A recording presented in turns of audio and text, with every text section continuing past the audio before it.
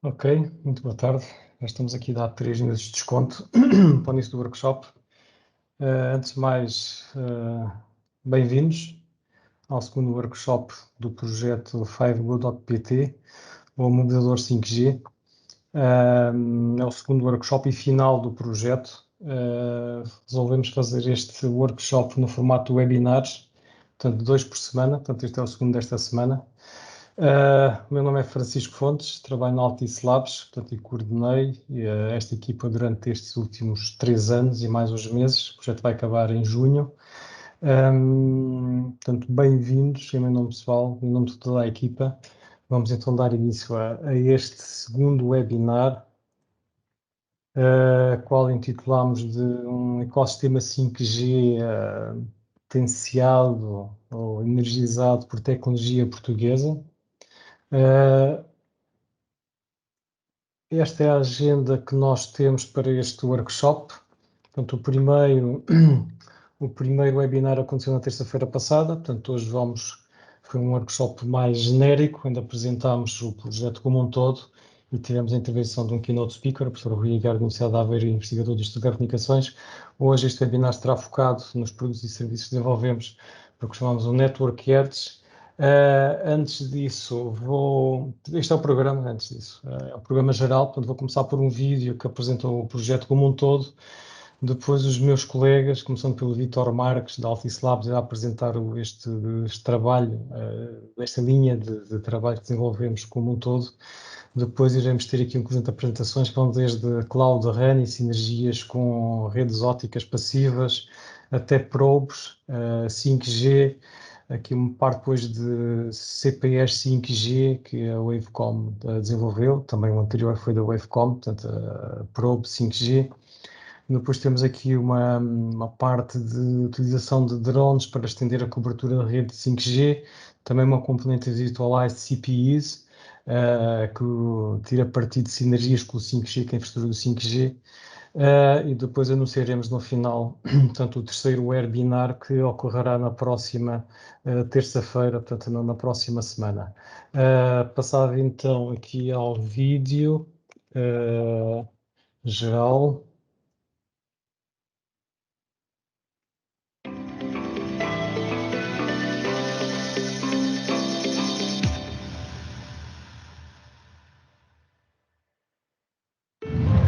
Welcome to the 5Go project. In this video, we offer an overview of the project and its main results. 5G is the latest generation of wireless cellular communications. It provides unprecedented performance and is particularly relevant to the business-to-business market. It enables a seamlessly connected society in a smart network communications environment by enhancing mobile broadband, enabling the massification of IoT, and adding ultra-reliable and low-latency communications. In January 2018, 14 Portuguese industrial and academic entities started the 5Go project. Their main aim was to research, develop, validate and demonstrate both 5G components and the services that exploit it. The project covered 4 main domains, 2 that addressed 5G connectivity and control, and 2 vertical domains that exploited this connectivity. In the edge domain, the project addressed the operator access, coverage extenders, survey tools, and terminal entities. In the 5G core domain, the project developed embedded components and components for its management and to enhance its security. Together with a number of complementary components, this is the heart of the system. The first vertical domain focuses on machine-type communications with solutions for the transportation, energy, situational awareness, and disaster recovery sectors. The second vertical domain targets human communications in the areas of gaming, content distribution, classes, and drones. Project results were integrated, tested, and demonstrated in the laboratories and in the data center belonging to the Instituto de Telecomunicações in Aveiro. In May 2018, when 5G was still a future technology, the project organized the workshop 5G from Deployment to Exploitation.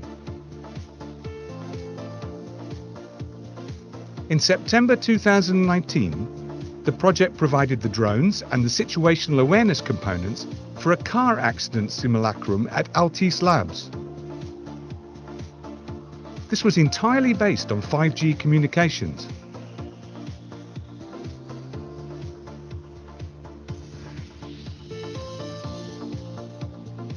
Amongst many other events, the project was also present at the 2019 Aveiro Tech Days, with 10 simultaneous live demonstrations.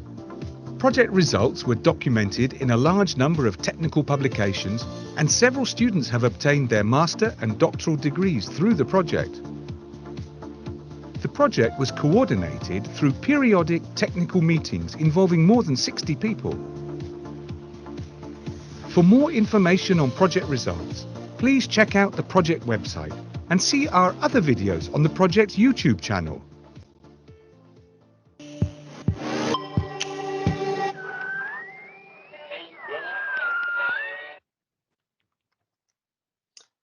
Ok, portanto, foi a introdução do projeto.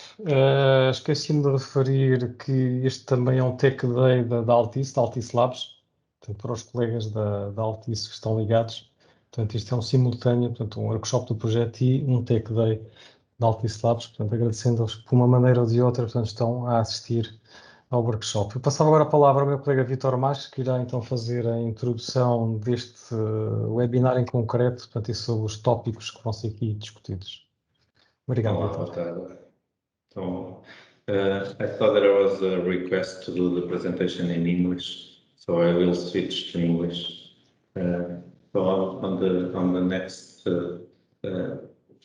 item, I will present an overview of this streamline of this project, and then we will start individual presentations. First on the theme of exploiting synergies between 5G, Cloud Run and PONs. There will be 3 different presentations on this topic. Then presentations on the other topics, the 5G Pro, the 5G CPE, 5G on demand, and virtualizing the CPE. So starting with the overview of the project, of this project, there were 6 partners involved: Altice Labs, Wavecom, Ubiware, Institute of Telecommunications in Aveiro, Inestec, Porto, and the University of Coimbra. And there were 5 products that were targeted, and I will present them in detail now. So the 5G C-RAN, composed by a radio unit and a centralized component running on virtual machines.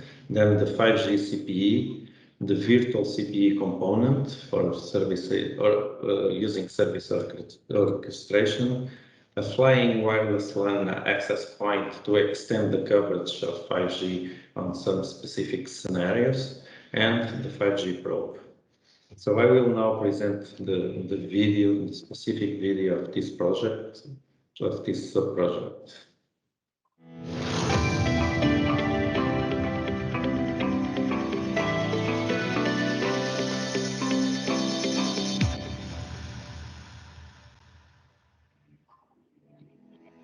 Welcome to the 5Go project. In this video, we offer an overview of the project results in the scope of 5G Edge and Access. One relevant component of 5G is the access network, where it all starts. For this domain, we've developed an ecosystem of network equipment and functionalities for the 5G access. Following best practices, we adopted a cloud radio access network comprised of independent, centralized and distributed units running on the top of virtualized instances over COTS servers. To complete the RAN, a radio unit was developed. From specification, development of radio frequency, microelectronics and software components, through to prototyping and validation.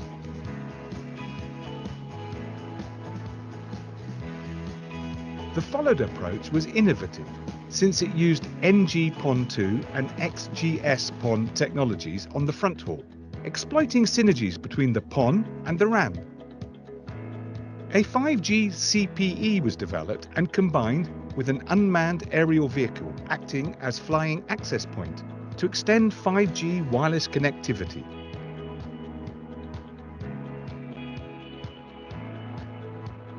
The flying access point forwards the traffic between the ground users and the internet by means of a wireless link established with the 5G CPE. The 5G CPE, which may be deployed in an emergency vehicle, acts as the gateway to the internet, using 5G technology as backhaul. To guarantee the quality of services in 5G, it is important to monitor the 5G radio access. Each probe can monitor several channels, allowing the identification of problems and triggering alarms when they are detected. Together with a centralized service, it is possible to check the performance and availability of the 5G network. This allows service providers to improve the user experience. We have also designed a prototype for virtualizing the residential and business gateway functions, a VCPE, enabling operators to optimize hardware at customer premises. Virtualized functions can be deployed there or in the data center, simplifying service design and delivery, and can be accessed regardless of user location.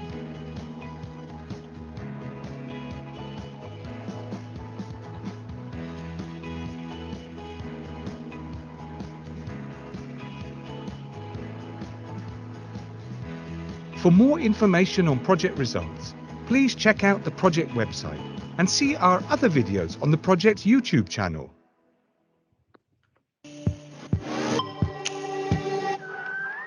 So this was a general presentation of the project, and now let's move to the specific outcomes of this sub-project.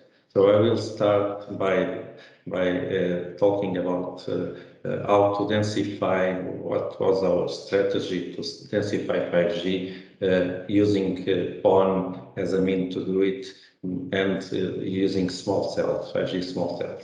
So our first approach, our first slide is to show what are the options to use the PON to transport 5G. So we have the traditional scenario where we have the old G node B on the cell, and then we have a simple IP connection to the 5G core. This is the traditional scenario that can be applied at any time, and that is being used already on 4G. Then 5G introduces the possibility to break the radio functions into several entities: the centralized unit, the distributed unit, and the radio unit. And with this approach, we can apply some splitting of the radio functions and splitting of the units that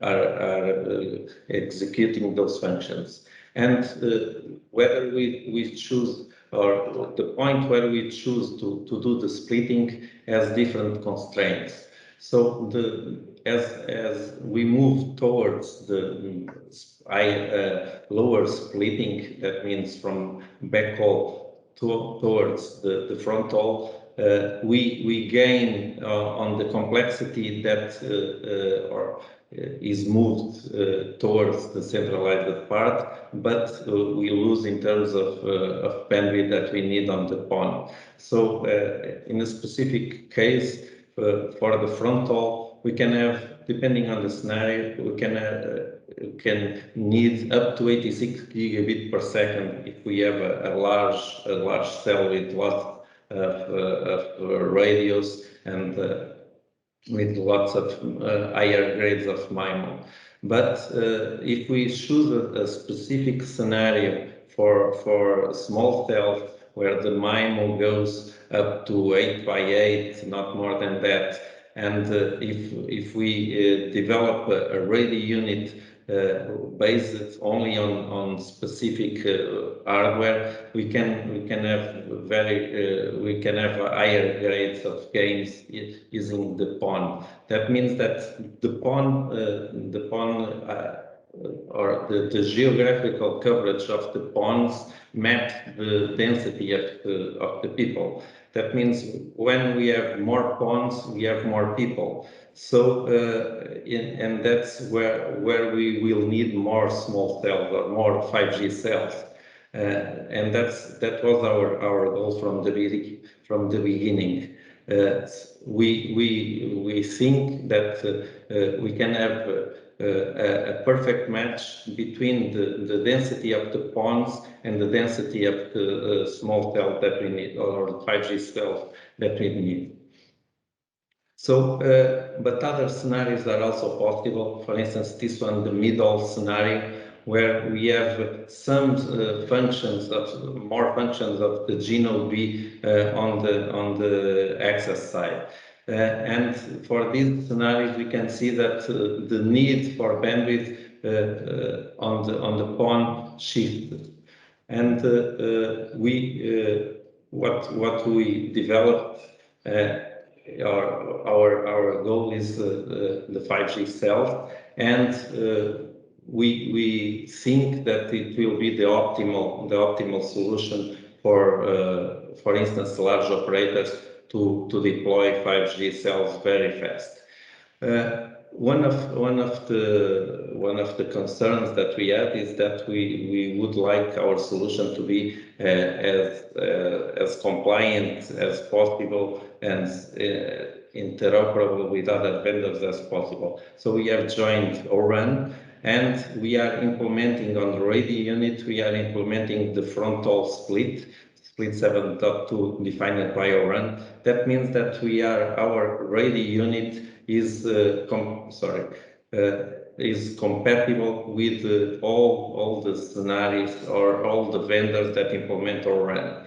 But our solution is also compatible with the 3GPP split 2. This interface, the F1 interface, is also a standardized interface between the centralized unit and the distributed unit, and our solution is also compatible with this split 2. And of course, the PON may be used as traditional here on the backhaul.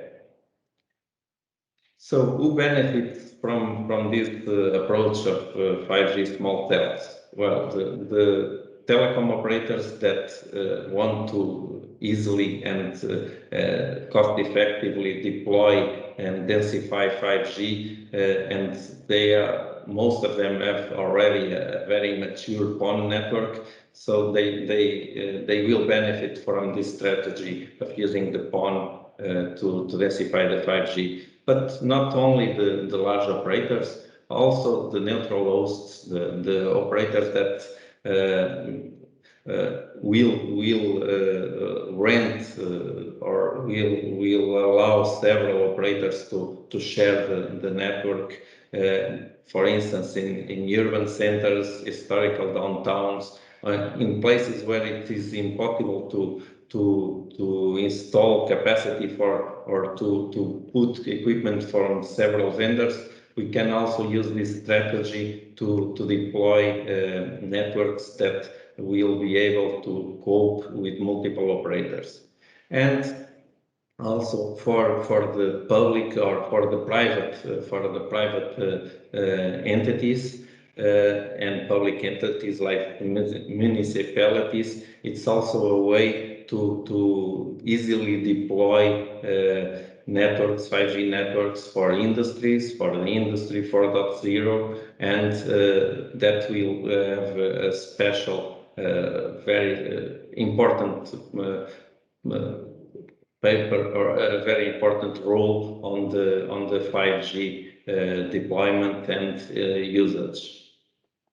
So what are our key innovative and differentiating aspects? Well, the first of all is that we implement the O-RAN split.2, and we have already incorporated in our radio unit the frontal interface over XGS-PON. That means that we already our radio unit it's plug and play on a PON that supports XGS-PON. We also support a 10 gigabit Ethernet interface, but as I said, our target, our main goal is the PON. So with this solution, we have the interface simplicity and the lower complexity of the radio unit. Our radio unit is implemented only by hardware components or programmable hardware. That means that there is no CPU attached on our radio unit, or not a large CPU, and the functions run on special dedicated hardware. So another aspect is what I have said before. We are interoperable with other manufacturers and vendors. Most of the vendors are already on the O-RAN initiative, and the ones that aren't there, I guess, sooner or later we'll have to join, because the O-RAN is gaining momentum, and sooner or later everybody has to be there. And what the other functions that compose the Cloud RAN, those are running on COTS servers, on virtualizing environments, on VNFs, and that's easily option or approach to scale the system, to distribute the system, and to keep the costs of the RAN low. And these are the main advantages. So the radio unit that we have developed is mainly on the framework of this project. It's an indoor small cell. We have on the roadmap an outdoor smart cell that is outside the scope of this project, but both of them, the main difference of them is the output power and the capacity to have external antennas and to be compliant with EMC and environment standards in the case of the outdoor. But the most important thing is that they are already compatible with XGS-PON, and they implement the split 7.2 from O-RAN. For the time being, we are supporting the N78 band, which is the most interesting band for the time being. But we are able to on future developments, we are considering the possibility to support other bands as well. In terms of channel bandwidth, we support up to 100 megahertz, which is also the ideal for these bands. So, and with these words, I will finish my part, and I will pass on to Professor Arnaldo Oliveira from the Institute of Telecommunications, which was our partner on the development of this radio unit. Arnaldo? Okay, thank you, Vitor. I will share my screen.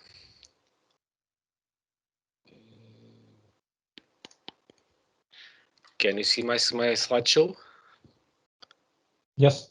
Okay, yeah. Thank you. So I will give you a few words. First of all, good afternoon, everyone. Thank you for your attention. I will give you a few words about the designing of a 5G RU from concept to prototype. Vitor already provided the key concepts, the key motivation. So, and our target was to develop a laboratory prototype of 5G RU. So the initial target was to create something that is compatible with our RAN split 7.2, but the basic architecture, the components selected should also be compatible or provide the path to create later other functional splits between the RU and DU. So the target was also to support FR1 band, up to 100 megahertz of channel bandwidth, and up to 4x4 MIMO. With these requirements, so being flexible, being upgradable, we decided to create an FPGA-based or a MPSoC or multiprocessor system on chip based implementation, which means that that architecture can be either upgradable in the field or when it is ordered by a particular customer. It is based on software-defined radio approach because we want to have some agility in terms of radio processing and supported bands. It provides optical interfaces as well as electrical interfaces for fronthaul. And as already Victor mentioned, several scenarios must be supported, either outdoor and indoor, which means that in terms of amplification stages, we must be flexible. So the amplification models are pluggable into the basic architecture, which means that we have flexible output power, and for some situations DPD is also important, which means that if DPD will be supported for higher output powers. So this is the basic overall architecture of our prototype. So the target was to create a lab prototype based on development kits that allow us to parallelize the different developments that must be done in scope of the project. Don't know if pointer options, yes, laser pointer, okay, great. So our main developments in scope of the project in our prototyping activities were based on this development kit that contains a multiprocessor programmable systems on chip from Xilinx. It has programmable logic, embedded processors, interfaces that allow us to, on one hand, to connect to the optical fronthaul, on the other hand, to the board that implements the software-defined radio front end. This base FPGA kit allows us to connect two of these front ends, which means that we can have up to 4 antenna elements connected to the baseband processing that is performed on the FPGA. We also developed 5G amplification chains for both, of course, uplink and downlink, containing amplifier, filters, and all the remaining components that are required to build an RF chain. In the scope of the project, we also developed 4G amplification chains, and since we have full control of the switches, duplexers, and so on, circulators, we can have flexible configurations in terms of standalone or non-standalone deployment. So this platform, in fact, provides both 4G, 5G capabilities for both standalone and non-standalone deployments. So going now into the what is inside the MPSoC, so what is inside the FPGA. Here is the basic architecture, is what is expected from the 7.2 split, functional split. So on one side we have the Ethernet PHY that established connection to the optical fronthaul. Then we have the run interface, followed by some compression and decompression IQ blocks that allow us to save some fronthaul bandwidth. We have the blocks that provide the lower physical layer processing, so the baseband processing for the PHY low. And after that, we have at the end the digital up and down converters that establishes the interface with the integrated RF front end. So we have both the uplink and downlink the chains, and they are very symmetric. So they implement the dual processing for the uplink and the downlink chains. Here is the picture of our lab prototype. So we have the basic processing kit, the RF front end, that for testing purpose at beginning we used a DU emulator from Keysight. So we have here our, I would say, small frontal, and what we are evaluating here is the signal generation. So we are transmitting a 5G signal that is being evaluated by the vector signal analyzer. So that was the initial the validation of our prototype. So what is current status and further status? Because in fact, this project is just a starting point in the development of a 5G radio unit. So the interoperability tests of our RU prototype are being successful. We are performing tests with different DU emulators, commercial DUs. We are performing also some RF signal integrity measurements. Recently, we started with Altice Labs the migration to RF instead to a RF SOC device. So while an MP SOC contains programmable logic, processors, and digital interfaces, an RF SOC contains everything that is inside an MP SOC, and as well as high-speed DACs and ADCs, which means that we can avoid completely the external RF front end. So we are able to integrate into a single device all the baseband processing or RAN interface, as well as radio frequency chains. Only amplification and filtering chains, amplification components and filtering components needs to be placed external the RF SOC. Our initial tests were based on the MIMO 2x2, and we are now upgrading to MIMO 4x4. Our baseband modem also needs to be upgraded in order to support other bandwidths below 100 megahertz, because 1 megahertz was supported from the beginning, other numerologies. So we are enriching our baseband model in order to extend capabilities of 5G physical layer. And since it is important for higher output powers, we are also integrating the digital predistortion and crest factor reduction models, because it is important to increase the efficiency of the overall system. So, and that's a very brief summary of what is our laboratory prototype that now is being used by Altice in order to create a real product. So thank you for your attention. Thank you, Arnaldo. I will ask now Professor Paulo Monteiro to talk about the usage of the PON as fronthaul.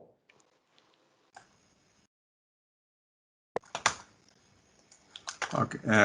Good afternoon. Can you see my presentation? Yes, Paul.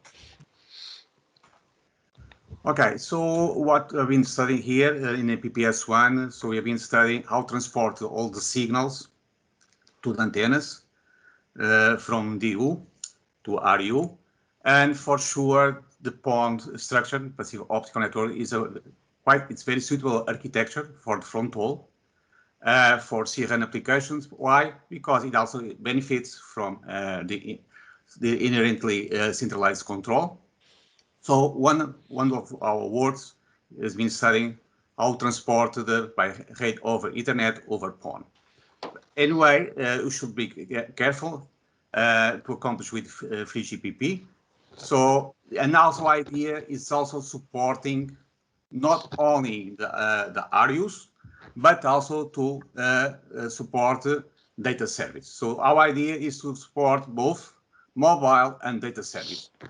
Since you have already a lot of installed fiber to the home, why you not used for both applications? And also the idea is to reduce the cost. Okay, but as Vito already said, you should guarantee a maximum upstream delay below 250 microseconds. So this is one of the requirements from 3GPP. And also idea also is to guarantee the maximum throughput for data service. So this is one schematic, simplified schematic of a passive optical network. So where we have the OLTs, let's see if you can put here the pointer. Okay, so we have here the optical line terminal from the central office, and from the clients, we have the optical network units. Today, in the most recent and next generation PONs, we are using TDM PON, and also we are using also wavelength. So we are using TDM PON in every wavelength. And for sure, in the part of upstream, so we need dynamic bandwidth allocation algorithms in order to giving us take into account the latency of the systems, and also in order to be fairness in terms of data transmission. So we've been studying different dynamic bandwidth allocation algorithms, and this is one example of one scenario that we've been working. This is using the function split option 7.1. We are considering for 5G 100 megahertz bandwidth, MIME 4x4. In this case, in this scenario, we are considering 8 ONUs, but in these 8, 2 of them transport mobile signals. So, and one of these ONUs can feed one sector, antenna with one sector, and other ONU can feed one array of antennas with 3 sectors. And these are considering the next generation PONs with the 2 bonded wavelengths, which gives approximately 50 gigabit per second. And also we are considering 2 distance from ONU to OLT, one with a distance of 5 kilometers, another one with a distance of 20 kilometers. And from here you can see the upstream delay. So this is C, it's conventional, and this is the version 1 and version 2. So 2 versions of dynamic bandwidth allocation algorithms that have been working. And we can see for the 5 kilometers and also for 20 kilometers, for sure for 20 kilometers, you have higher latency, you have higher delay. But we can see by using our algorithms that we develop in framework of 5G, we can have a lower latency compared with the conventional dynamic bandwidth allocation. From here, you can see also the data service from all 8 ONUs. And you can compare here also from the conventional DBA, and also with our version V1 and V2. And you can see for sure we have higher fairness and higher bit rate using these new dynamic bandwidth allocation algorithms.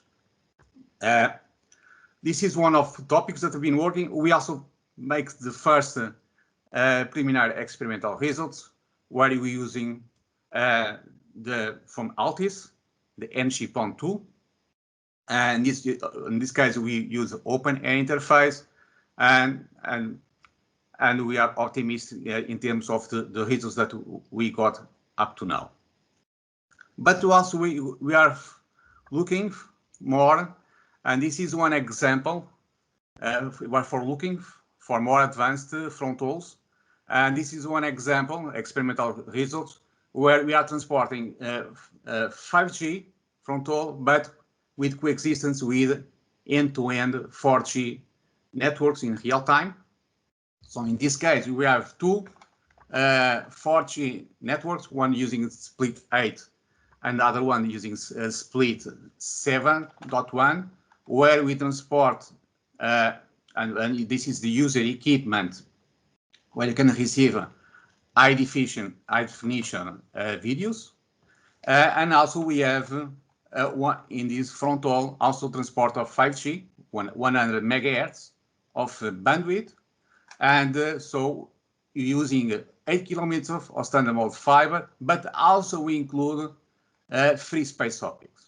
Okay, in some scenarios it can be very important for free space optics, and also you show the reliability of this system in terms of the time, so the robustness in terms of the time, and we can see that it's possible to transport with low AVM, and we can get, and this is the power, for sure, since you are using a free space optics, it's not so stable like using optical fiber, but you can see a very good robustness of the system, and also you can show here the 64 QAM. So this is what we've been working in Mozilla 5G, and also this is our with more details we can from this publication from Journal Optical Communication Networks, and also in framework of the project we have also been published several papers, and if you need more information, please let me know. And this is what I want to show you very briefly what we have been working in terms of fronthaul. Okay, thank you, Paulo. We will now move on to the next presentation from Ricardo Leitão from Wavecom, and he will be speaking about 5G probe that was developed on this project. So, Ricardo, when you are ready, you may start. Hi everyone. Are you seeing my presentation? Yes. Okay. I will talk about the 5G probe that we developed in this project. I will try to be brief. The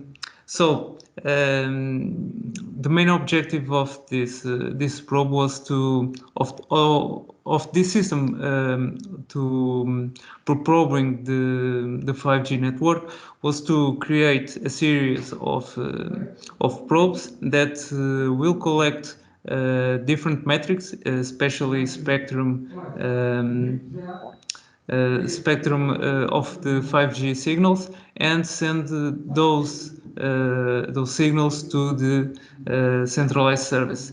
The main motivation for this probing is to monitoring the new type of service that 5G can provide us, since we can have now different requirements for availability. For example, for critical communications, it's important to guarantee that we have 5G signal available.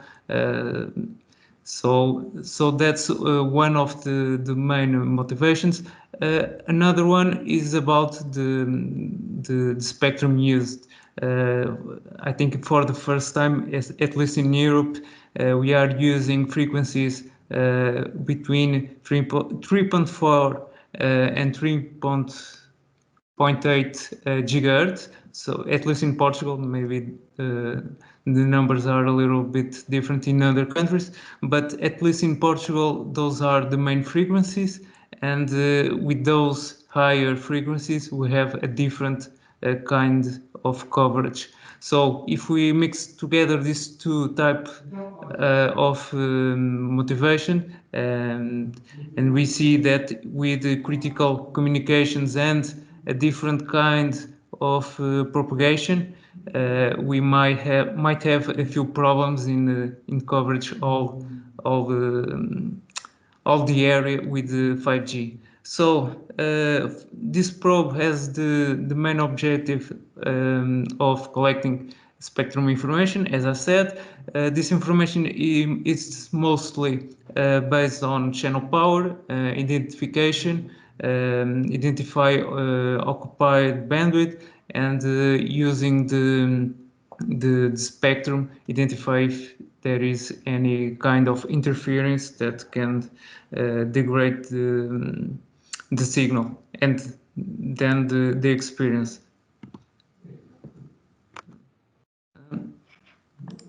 Trying to change. Okay, so if we imagine a 5G network with all the elements that can generate traffic. We can have trains, bus, users with smartphones, and for example drones with 5G connectivity. We can place different probes in that network that will be probing the spectrum in a passive way, so without any kind of connection to the 5G network, and they will collect the spectrum, analyze it, and send it to a centralized service. In that service, the information will be stored, and the information can be manipulated and be used to identify any kind of problems, and, for example, set alarms for example, for operators to identify problems in the network. Looking at the architecture developed for the probe, this is a modular approach. So we have a main block that's a controller that will control all the elements that the probe has, and will give an interface to a centralized service. It can be compatible with the different kinds of centralized service. And the second block, it's the data aggregation.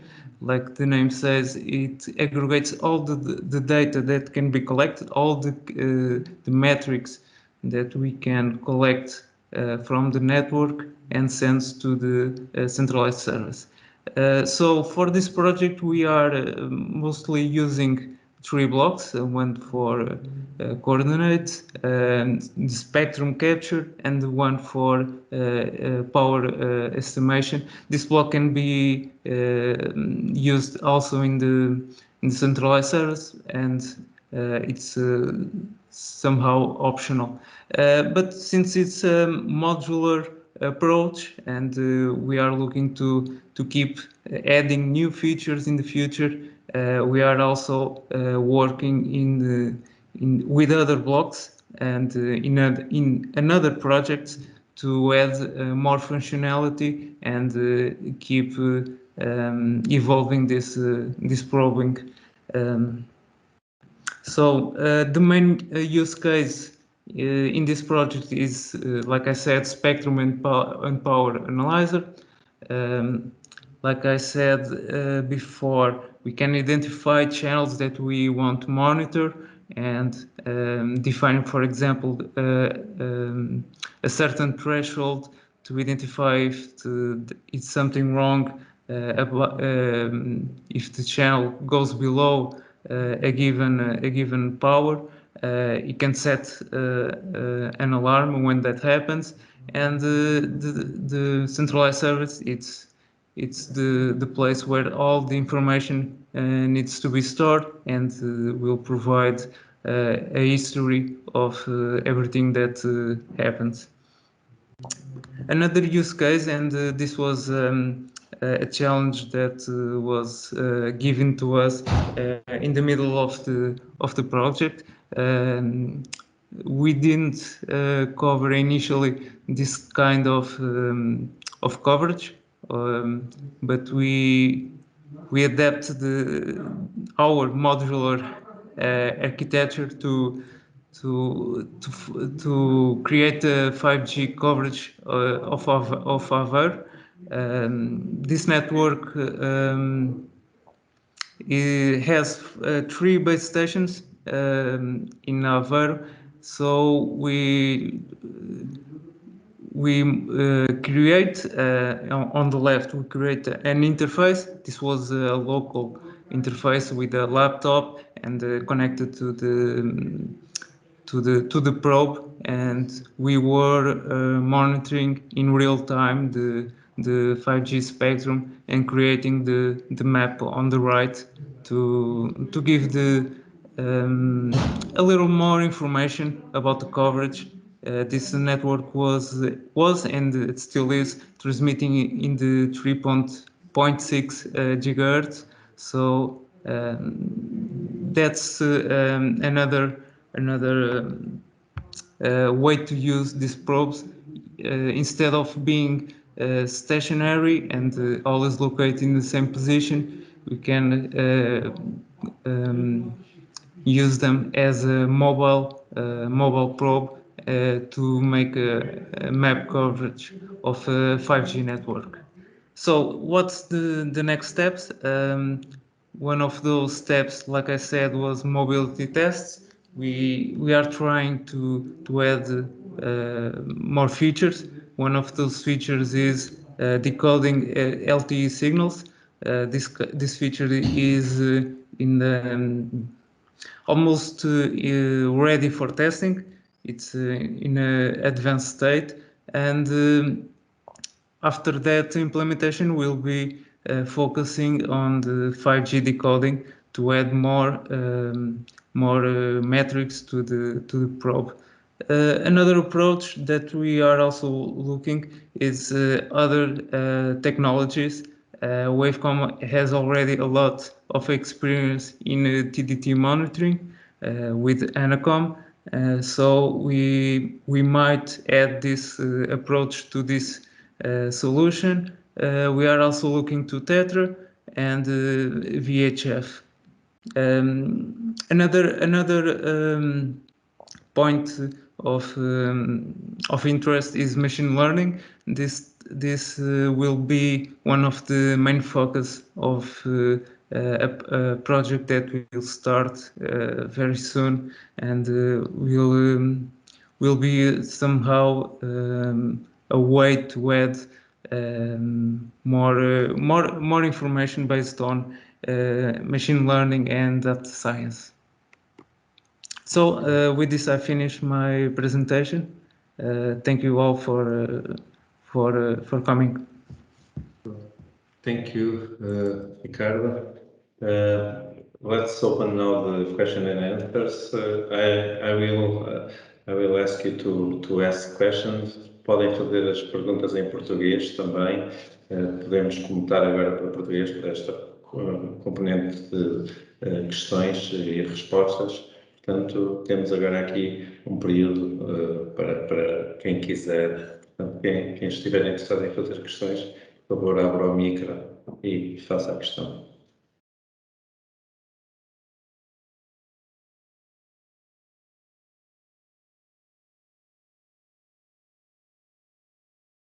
Não há ninguém que queira fazer questões neste momento.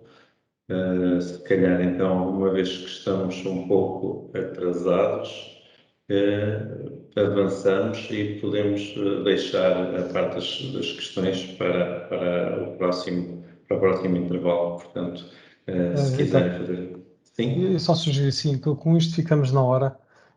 E também sugiro que se quiserem colocar as questões por escrito no chat, certo. Depois também serão pegadas por nós e colocadas depois na próxima sessão de perguntas e respostas. Certo. Mas pronto, não se envergonhem, qualquer pergunta é válida.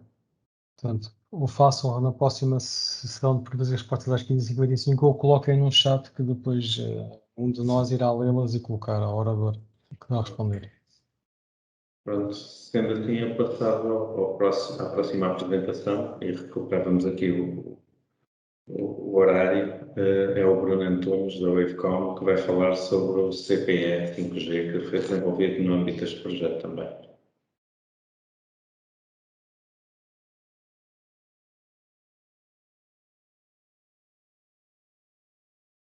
Can you see my slides?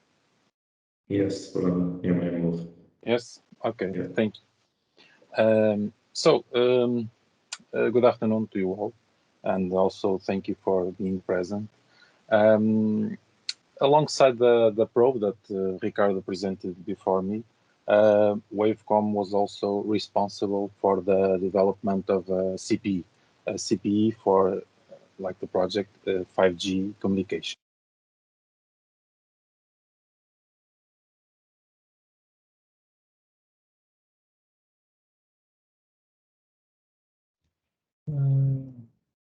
Bruno, you are muted. Yes, it unmuted the space bar. I use the space bar to change slides.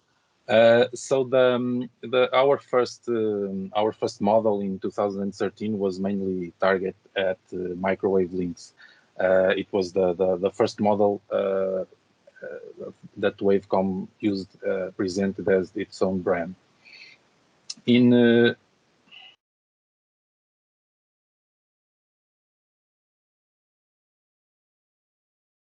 Estás muted outra vez, Bruno? I don't understand why. I must use the mouse. Okay, thank you.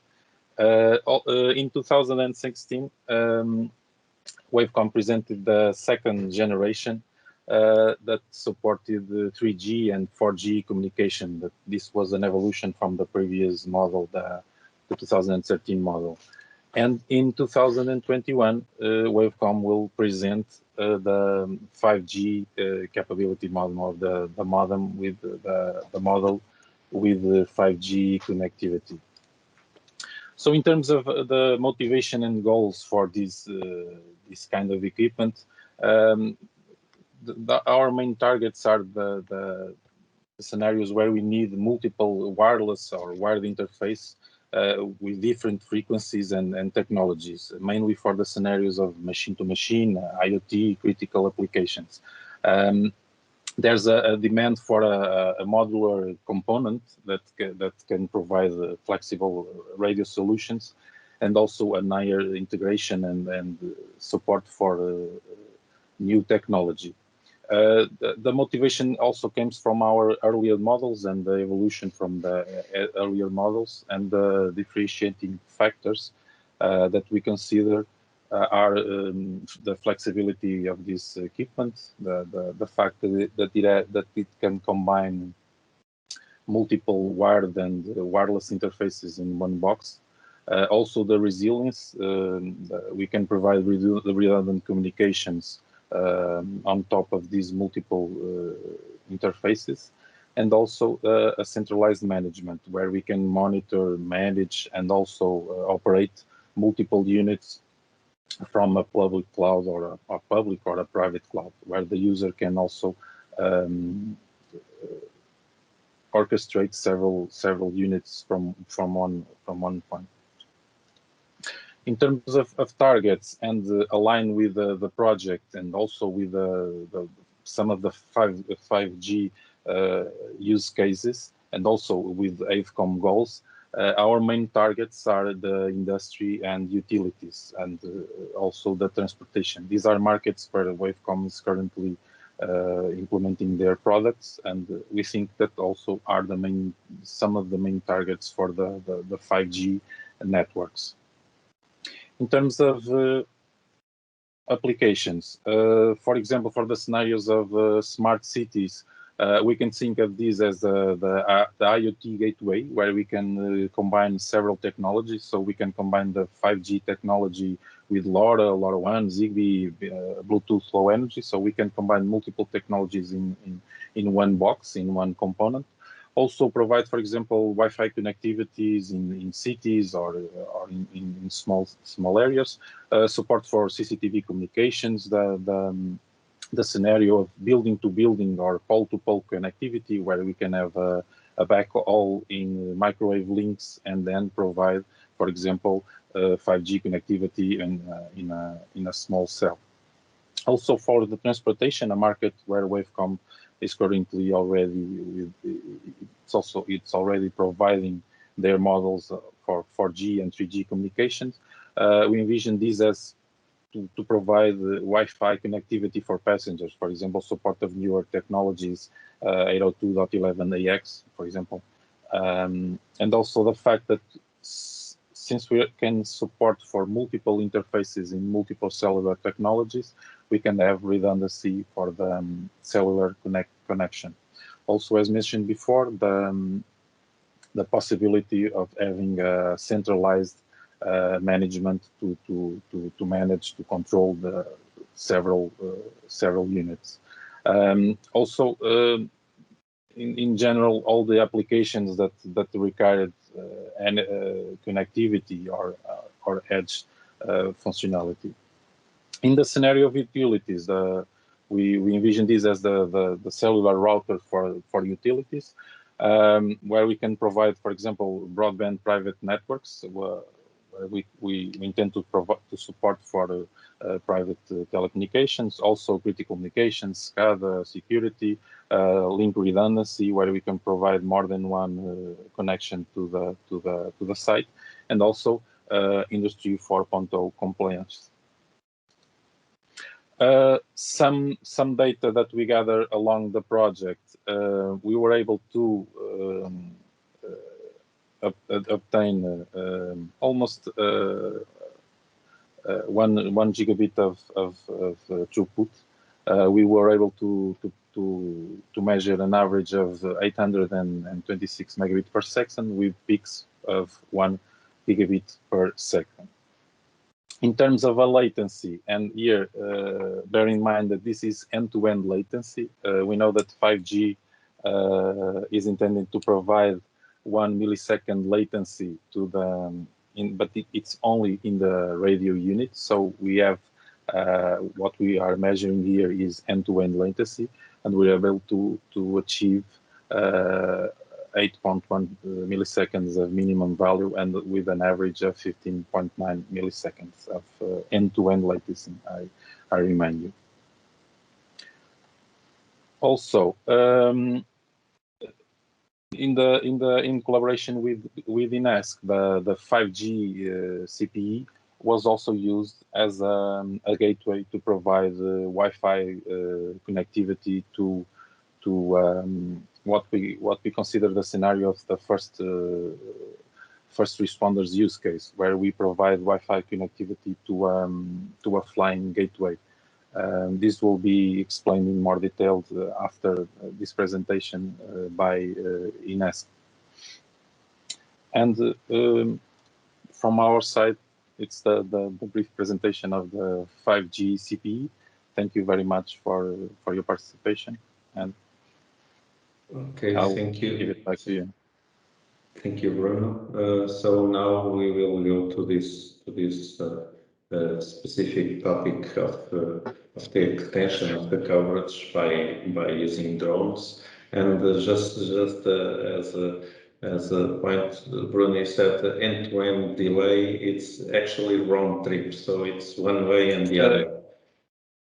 Yes, so, you are correct. So end-to-end is half of that It's in average.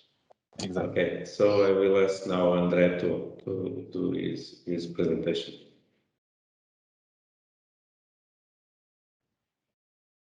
André, are you there?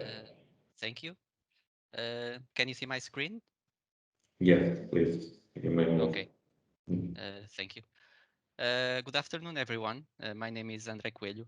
I'm a PhD student in telecommunications and a researcher at INESC Tech, working on wireless networks with a special focus on flying networks composed of drones. I'm going to show you our main results achieved in the 5Go project in this presentation, entitled 5G on Demand, Connecting People and Things Using Drones.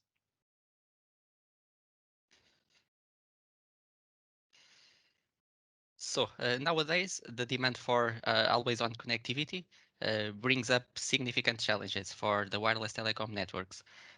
These challenges are exacerbated in temporary crowded events, especially due to the heterogeneous services and applications used. In disaster management scenarios, the first responders demand reliable, mission-critical, personal and machine-type wireless communications. In outdoor festivities, marathons and rally car events, the spectators, the media, and the staff may use rich media communications with the different quality of service requirements. The 5G technology represents a step forward to achieve the broadband and low latency networks in order to enable communications for high densities of mobile devices, ensure high bit rates under controlled delays, and enable the interaction between humans and machines.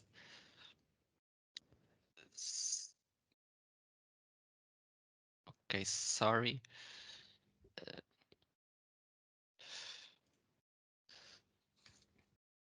So, considering the evolution of wireless communications technologies over years, in addition to the new services, and applications with stringent requirements that have emerged. The main objective pursued has been to ensure always-on connectivity anywhere and anytime. The main existing solutions to address this challenge rely on fixed base stations whose location needs to be planned considering the maximum capacity demanded. This may lead to underused base stations when the amount of traffic exchanged is low and capacity problems if the traffic exceeds the amount of traffic that was considered in the design. In addition, a problem that may appear is coverage issues if the base stations are damaged, as it was happened in Portugal in the forest fires in 2017. An alternative solution is based on mobile base stations mounted in vehicles, which is commonly known as the cells on wheel concept. However, they have important mobility and parking constraints. Their number is limited and they are a non-cost effective solution. Unmanned aerial vehicles, also known as drones, have emerged as flexible platforms capable of operating anywhere, anytime. The ability of drones to move and position in the 3D space, their capability to hover above the ground, and their capacity to carry cargo on board make them suitable platforms to carry communications nodes. Within this context, flying networks composed of drones acting as Wi-Fi access points and cellular base stations are emerging as a solution to enable the on-demand and dynamic placement of communication cells in order to extend 5G coverage and capacity. The 5Go project proposes a drone acting as a flying access point for providing broadband internet access in temporary crowded events and mission critical communications for first responders in disaster management scenarios. For that purpose, the flying access point placement is autonomously defined according to traffic demand and the positions of the ground users, enabling the agile establishment of 5G coverage and the enhancement of network capacity on demand. The flying access point forwards the traffic between the ground users and the internet by means of a wireless link established with a 5G customer premises equipment, such as the one developed by Wavecom. The CPE, which may be deployed in an emergency vehicle, acts as a gateway to the internet, taking advantage of the 5G technology as backhaul. Multiple flying access points can coexist and establish wireless links between themselves, forming a multi-op flying network able to further extend the 5G coverage.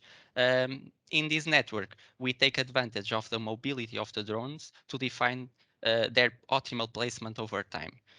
In addition, taking advantage of the information on the future movement and placement defined for the drones, we ensure the optimal communications resource management by proactively defining the forwarding tables, computing the queue size, and configuring the optimal transmission power to be used by the flying access points. The flying network is controlled by a node with a holistic knowledge about the network deployed on the edge. At Inextech, we designed a set of algorithms which are relevant scientific contributions, traffic-aware placement algorithms, which allow to define the optimal positions and the transmission power of the flying access points, considering the traffic demand and the positions of the ground users. And the energy consumption of the drones was also considered in order to maximize their endurance and the availability of the network. In addition, we developed a proactive routing protocol, which computes in advance the forwarding tables of the flying access points and the time instance they shall be updated in order to avoid wireless links disruptions, even when the drones are moving. And a proactive queue management algorithm, which computes the queue size of each flying access point in order to ensure controlled delays for the transported traffic.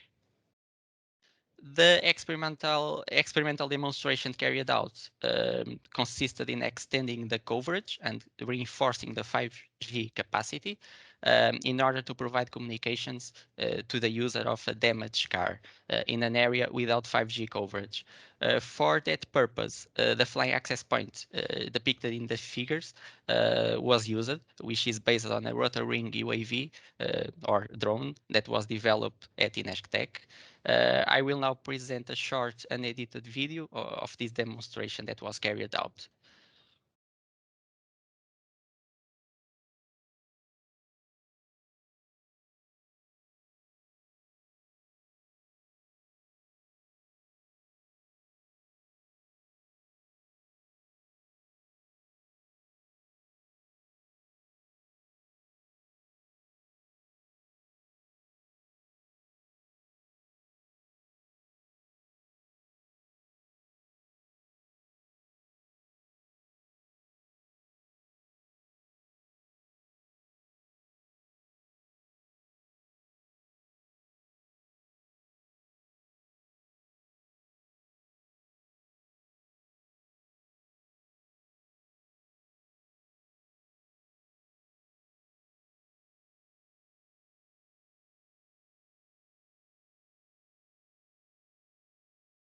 This is an illustrative scenario where a drone provides wireless connectivity in an area without 5G coverage, where a foreign person traveling around our country needs to know the national emergency contacts. The user could then establish a video call in order to ask for help. In addition, the temporary wireless network provided by the drone may also be useful for the first responders so that they can send photos and videos to the command center, establish reliable communications between themselves, and use personal devices for remote monitoring of their vital functions. With the objective of disseminating the results obtained and validate them among the scientific community, scientific publications in international high impact factor conferences and journals were pursued. This is a summary of the publications and dissemination activities achieved by Nextech in the 5Go project, which includes 8 papers, 1 MSc thesis, 2 ongoing PhD theses, and 6 participations in international scientific conferences and workshops. At Inextech, we believe that our research in wireless networks is perfectly aligned with the emerging 6G paradigm, which is already being discussed in industry and academia. In order to achieve the ubiquitous internet connectivity, a vision that is part of the 6G is in fact the use of non-terrestrial components, such as drones. When it comes to potential technologies, it is expected that 6G will take advantage of the terahertz communications. This will enable wideband channels with tens of gigahertz bandwidth. The terahertz communications impose significant challenges since they rely on high precision between transmitters and receivers, and may benefit from the line of sight that is provided by flying networks. Artificial intelligence will also be a powerful tool to solve problems that are too complex to be solved in real time and for which there is no heuristic algorithms and solutions to solve the problem now. So overall, the goal will be ensure efficient, reliable, and low cost communications. These are also aspects that we are also working on at Inextech. So the growing usage of heterogeneous services and applications, including broadband internet access and mission-critical communications, and virtual and augmented reality, imposes always-on connectivity anywhere, anytime. Flying networks, composed of drones acting as flying access points, are emerging as a solution to extend and reinforce the 5G coverage and capacity. Taking advantage of the ability provided by the drones to be placed in the 3D space. Actually, both academia and industry are already discussing the 6G paradigm, including requirements, research challenges, and potential technologies. So we believe that it is time now to think about 6G, and in fact at Inextech we are already doing it. Thank you. Thank you, André. So we have some questions that we will save for the next question and answers period. So I will now pass the presentation to Rui Calais and Jorge Proença that will be talking about virtualizing the CPE. Hello, good afternoon. I hope you're seeing my my screen. Yes, you may move on. So we'll be talking a bit about the virtualized CPE. This may seem a little bit off topic since we have been always talking about 5G, and this VCPE we'll be talking about is you will be talking about the virtualization of the fixed network CPE. The link, the connection to 5G is that we are in fact using the same technologies and the same technology support on the edge of the network that is available for 5G. So what is this problem of the CPE? We consider here two kinds of CPEs. We consider the residential CPE or the home gateway, which usually scales up to millions on the network, and this in fact a real operational headache for operators just to update or to upgrade the base of CPEs for an operator. It might take weeks and cost a whole lot of money. So it would be very interesting for operators to be able to have these functions manageable, eventually centralized, both to make the operation easier, but also to be able to make the CPEs simpler and obviously less expensive.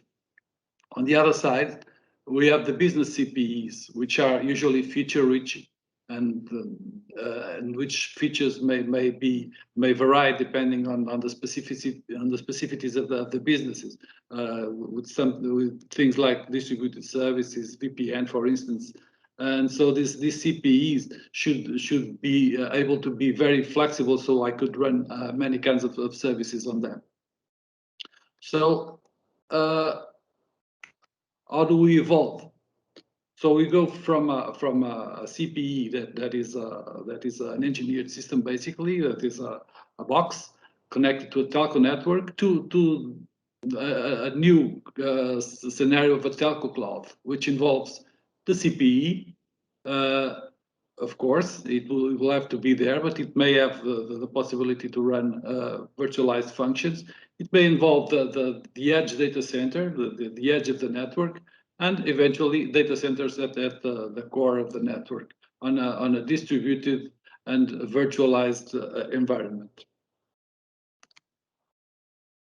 So the CPE, these functions, the first step towards this is to be able to disaggregate these functions. They're all together on the CPE, so we'll have to be able to disaggregate them, identify them, and then virtualize them. Once we've done this disaggregation and virtualization, we'll be able to place them wherever they fit better, either at the CPE or at the edge of the network or at the core of the network. Of course, that being able to instantiate these functions wherever we want and whenever we want also means that we need to have a very flexible network, so we can steer the traffic between these functions, and so we need a network that is SDN based, so we can in real time on the fly be able to change this network as we change the network functions and where they are at every moment. But if we by managing to do this, we can have functions that can be managed separately, that can appear whenever and wherever I want, and so we'll be able to tackle many of those problems that I have mentioned before. And also, we'll be able to do something else that is very important, which is to deploy new services on the fly. Not only be able to manage the services that we have, but also to deploy new services on the fly, and then create an environment for innovation, and also create business opportunities, because here we can, for instance, enable our customers, for instance, the residential customers, to subscribe to a service or to a function, and have it deployed directly on the CPE or on the network or somewhere, and have him have access to that network that just wasn't there before. So the architecture for this is based on these three figures: the CPE, the physical CPE, which may or may not be able to run virtualized functions, the edge data center, and the core data center. On either on the edge data center or on the core data center, we'll have a CPE manager, which will be able to manage the life cycle of our virtualized functions, and work a little bit as a NFV orchestrator, as a mano for these functions, and be managed by a portal, which may be the portal of the operator for provisioning the CPEs, and for creating new services and managing the whole life cycle of services and CPEs, but also the portal, the user portal, where you can subscribe to new functions. So in the end, what we will have for traffic is this ability to go through the functions that are defined, either passing them by. For instance, if this is a firewall, the traffic will pass by them. If this is a terminal function, like say DNS, it will be the terminal will land here, or some kind of server. So for this architecture, we have defined a prototype. What in the project, what you have produced here, besides the architecture, was a prototype for this, and this prototype is totally supported on the 5Go OpenStack platform. So it's completely virtualized, and I mean completely. I mean even the user equipment, the CPEs. The central office that supports the CPE manager, all are virtual machines. Then the functions, the network functions that we want to move around are Docker containers that will be running either on the CPE or on a Cloud Central Office. On a collaboration with another sub-project of Mobilizer, of PPS2, we have also managed to coordinate to coordinate the VCPE with the business support and operation support system, or NAP, that is available. And so our Cloud Central Office CPEs, all this is at first deployed and bootstrapped by our NAP, which will then and then will interact with the VCPE manager to manage the services via the portals. These portals were also thought of in this project, namely the client portal, which we have just made some mock-ups of it. We have not actually developed a client portal, but we have prototyped a functional portal for the operator, for the CSP, where we can deploy our services, where we can also do some operations that could be done on the client portal, like subscribing the services or activating it. And this is what Jorge Proença will be showing you now in a short demo video of the operation through this portal. Jorge, please go on. Yes, so I will share. Okay, I think that you can see my video, and I will make a video. I will show a video demo that will be divided into three main parts. The first part will be a brief video of the interaction between the ONAP orchestrator that is being used in the PPS2 that's being used to deploy the infrastructure that is supporting the VCPE manager. And using the ONAP portal, we can create and instantiate the services that will manage the clients, the users, and the virtualized CPEs. And then I will show the two examples that Rui mentioned of the small CPE that provides connectivity between the customer premises and then the Cloud Central Office, where the functions are only instantiated in the operator infrastructure.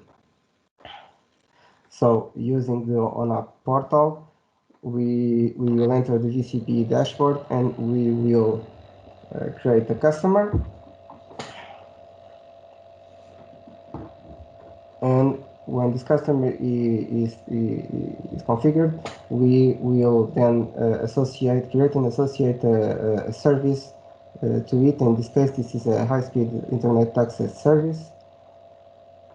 And to this service, we will make a provision of the CPE. And when we provision the CPE to a client, we can define the type of CPE, if it's a small or a large CPE, and this will define where the functions can be instantiated. In this case, the small, we can see that both the base functions that provide internet connectivity, that are the routing and the DHCP and DNS functions, they will be deployed at the central office. At the moment, they are pre-provisioned and they will be instantiated when we activate the VCPE. This can be done manually, as we are doing, or can be automatic when the VCPE is connected to the infrastructure. So at the moment, the VXLAN tunnels between the customer premises and the operator established, and also the containers that are running the functions are running. And if you go to a user equipment in with this solution, the operator can easily manage the functions because they are located at its infrastructure, and it's done in the easier way compared with the traditional management of functions in the current CPEs. And now we are seeing the screen of a user equipment that has asked for a DHCP lease, and it now has an IP address, and we can do some connectivity tests.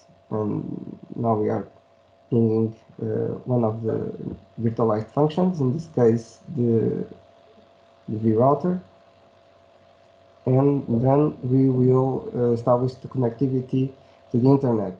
And this is going through the layer 2 tunnel between the two premises, and then at the CCO it's going to the internet. We can also have some web browsing experiences. And now we are going to show an additional subscription of a function, a network function that can provide ad filtering. Because in the standard service, we can see that the web browsing is showing some ads. Now we subscribe to a premium function that provides DNS-based ad filtering. And this is, since this is DNS-based filtering function, this will have some dependencies. And in this case, it will trigger a configuration change in the already in the main DNS functions. So that the queries will go, DNS queries will go through these streaming functions, and based on a blacklist, they will be filtered when pointing to some ads. And as you can see, the web browsing experience doesn't have any ads, and there are some queries that were blocked. And now, in the second scenario, we will deploy a large CPE that can have some functions associated in the customer premises. So a mix of functions. Some are deployed in the cloud operator. As you can see here, the vRouter is being deployed at the CCO, and the DNS mask that provides the HTTP and DNS is being deployed remotely at the customer premises.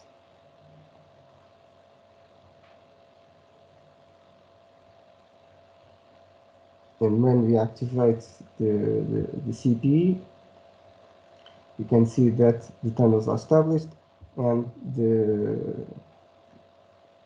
functions are deployed, the vRouter is deployed at that center, and we can see that the DNS and the HTTP are deployed in the customer premises. And as in the first scenario, the client can get the IP address. In this time, the IP address is being done locally in the CPE, and it has connectivity between the services, to the vRouter, and to the DNS service, and also to the internet.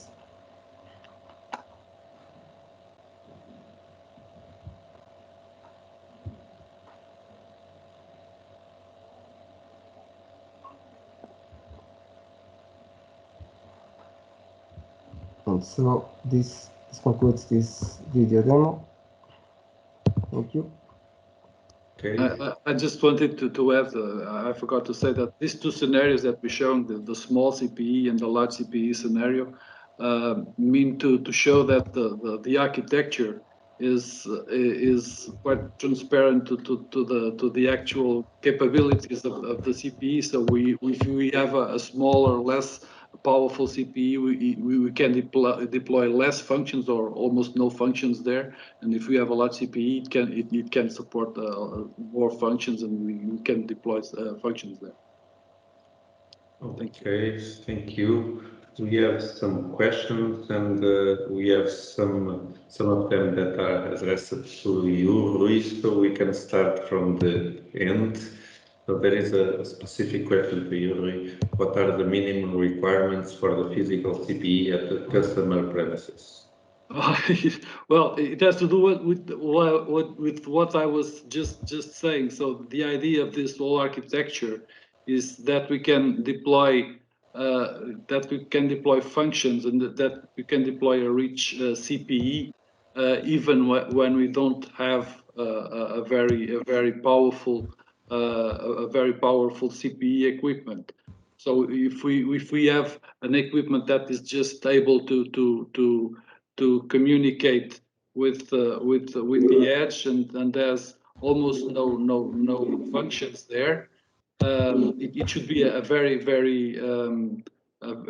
inexpensive CPE, and then we can deploy the functions on the edge. If we have a somewhat stronger CPE with a powerful CPU that is able to run virtualized, to run cloud workloads, then we can make those functions run there. So the idea, we don't know what are the minimum requirements, but the idea here is that they should be as few as possible. Yes, the base services requires that the physical device is capable of establishing a layer 2 tunnel, in this case a VXLAN tunnel to the data center, and that it is able to forward packets. It's like a network hub. It's basically Yes. a network bridge. Yes, you will just have a bridging device. Yes. Okay, It there's will have all the functions on the edge. okay, there's another question to Jorge.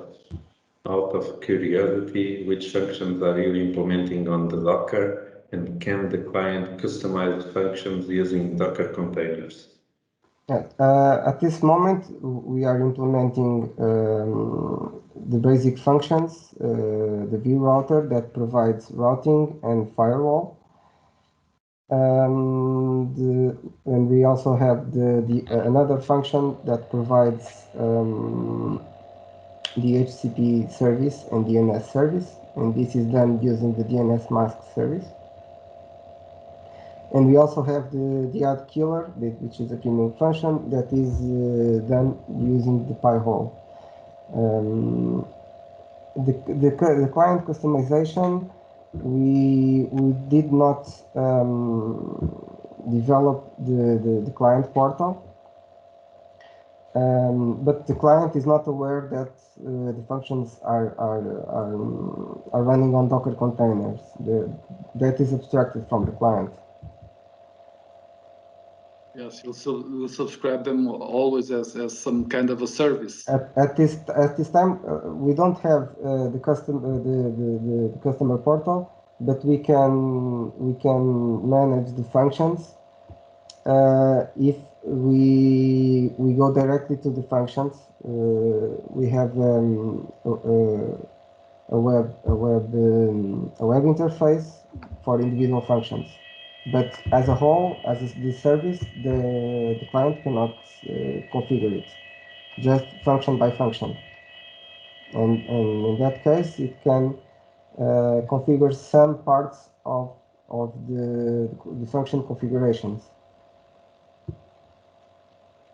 Okay, thank you to you all, to you two in particular. Now we have another question to André Coelho, which is, do the current available drones in the market have enough autonomy to make this a reality? André? Yes, can you hear me? Yes, go on. Okay. Regarding the autonomy, yes, there are nowadays there are the research on, for instance, wireless power transfer in order to power the drones even when they are flying. In addition, they can be provided with solar energy, for instance, and also our algorithms also take into account the optimization of the movements of the drones. For instance, there are every drone has all the drones have an optimal speed for which their power consumption is minimal. So we are trying to include this optimization in our algorithms so that we can maximize the endurance of the drones and the availability of the flying network. Do you have any reference value for the autonomy currently?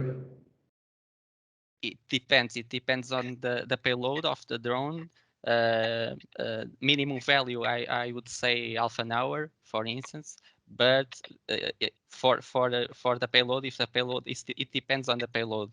It can reach up to 2 hours, for instance, 3 hours. It depends on the payload that the drone is carrying. Let me add that in this work line network edge, we have worked with this development on the drones, but in the 5th webinar regarding the human-centric communications, another partner have also developed work around drones and drones communications and drones applicable to several verticals. and that answer will be answered. But one of the solutions for this is also to use fixed wind, fixed asas. Winds. Propellers. Fixed winds drones, and those could last without any specific technology for several hours flying. So one of the drones developed in the project in that other scope of work is able to do that. So there are several ways of improving that.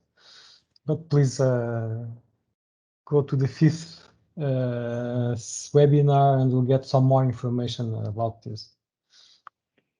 Okay, now we have, sorry, continue. Sorry, just to complement, in this type of networks, the drone does not need to be always hovering. We can also use the drones in order to place the communications nodes on demand, and then the drone can be on the platform, for instance, on the static platform, and we can use the drone just only when the traffic or the users are moving.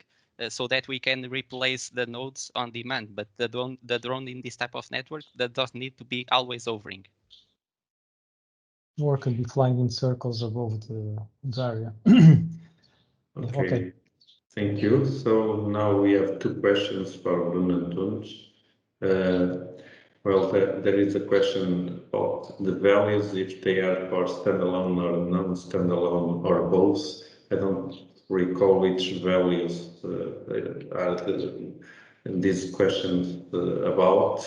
Maybe the round trip, I guess. When Bruce was presenting the downlink and uplink speeds and latency. Yes, I assume.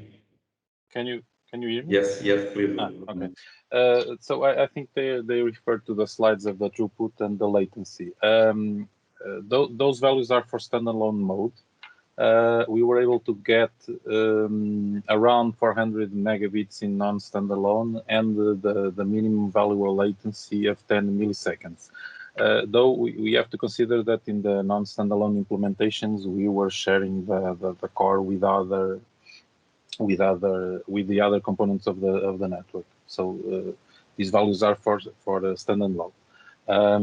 Regarding the other question that was addressed, in terms of slicing, yes. Exactly, slicing, we weren't able to validate it in this project because the cores that we were using and the cores that were provided for testing didn't support slicing. Also, slicing, at least from some conversations that we had with other operators, in non-standalone, it will not be a priority, at least for the first implementations. Okay, I don't know if there are any other questions to any of the presentations that were done during this afternoon.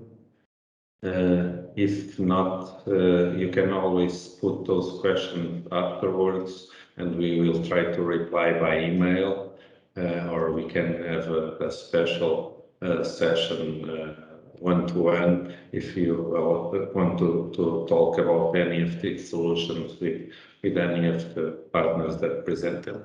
I guess all of them are willing to do this talk if you want. And now I will pass on to Francisco Fontes that will be presenting a little bit of the next work, the next webinar. Okay, so I think I have my micro open. Yes, I have. Okay, so we're about to conclude. So just presenting the next ones, but specifically the next webinar that will take place next Tuesday at the same time, focusing in the network core. So this is the overall agenda. So we'll address the 5G core. So what we have been doing specifically for components that integrate 5G core network. So components, virtualized components for the 5G core. And then management plane. So all these will be orchestrated, observed, must be secure. So we'll have a set of presentations in this scope. So all 5G components, even the access, is becoming virtualized. They need to be monitored with new strategies. Augmented artificial intelligence, machine learning is needed because of the increasing complexity of the network, and then also security. So the attack surface is much bigger now that everything is becoming a software, and because we have a more complex system with much more components. All the 5G architecture is based in microservices, so many components, even if they are stateless. But the attack surface is much bigger, so security plays a strong aspect that should be taken into consideration. So these are the first part, and then we'll conclude this with the demonstration of three use cases where everything is put together, also with results from other work lines, from the access and from the verticals, to show this. Just to provide you with a hint of what we have, what we'll be seeing, I'll show you a short slide video with that.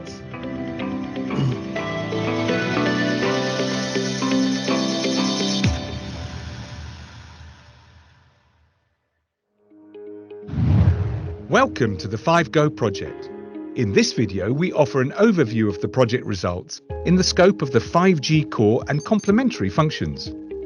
The core section of the 5G networks comprises all the systems that support the delivery of 5G services.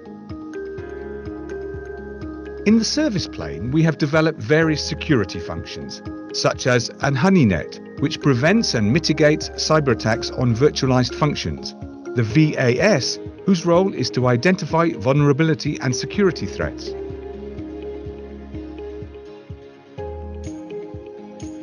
We have also designed two intrusion detection systems. The first is the App IDPS, which protects 5G core functions and their service-based architecture via smart pattern detection and policy enforcement. The second is a DNS IDPS, which protects the DNS service, one of the key services that underpins the internet by translating addresses like 5go.pt into IP format. We also developed EPVP, which collects and pre-processes security events, such as App IDPS, and presents them in a graphical real-time dashboard. And the AAA component, which provides an authentication, authorization, and accounting mechanism for 5G networks. In the management plane, we developed an assurance framework which ensures service quality levels for an optimal subscriber experience, the high-level policer that delivers the decision-making process in fully automated scenarios, and the 5G service orchestrator that orchestrates legacy and virtualized environments. Two very important functions were developed for the mobile core. The PCF, which through an autonomic manager adds intelligent mechanisms that govern various 5G network capabilities via policies, and NEF, which exposes 5G core services in a secure and scalable manner. Finally, we have three use cases that showcase all these systems in action. The VCDN service orchestration use case illustrates how, in a 5G network, a content server can be moved across the network to provide a better and smoother user experience. The public protection and disaster relief with the BodyKit use case is focused on IoT usage in 5G networks in the context of mission-critical communications. The goals are to optimize and configure resources, provide multi-vendor support and interoperability between different products, and assure the security of the 5G core components. The 5G service attack use case focuses on the resilience of a video-on-demand service supported by a 5G network. Once an attack is detected in the edge, the VCDN is migrated to a neighboring node, thus guaranteeing service reliability and performance. For more information on project results, please check out the project website and see our other videos on the project's YouTube channel.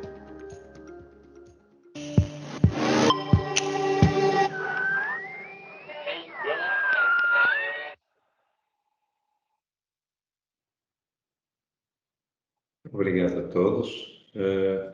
Penso que com isto concluímos a nossa sessão de hoje. So thank you all and keep in touch, and we hope to see you on the next webinar. Antes de se ir embora, um pequeno pedido de atenção a um link que está no chat para um questionário relativo portanto, a esta sessão, que nos ajudará a todos a melhorar os eventos. Eu gostaria que pudessem responder, não demora mais do que 1 minuto. Obrigada, até ao próximo evento.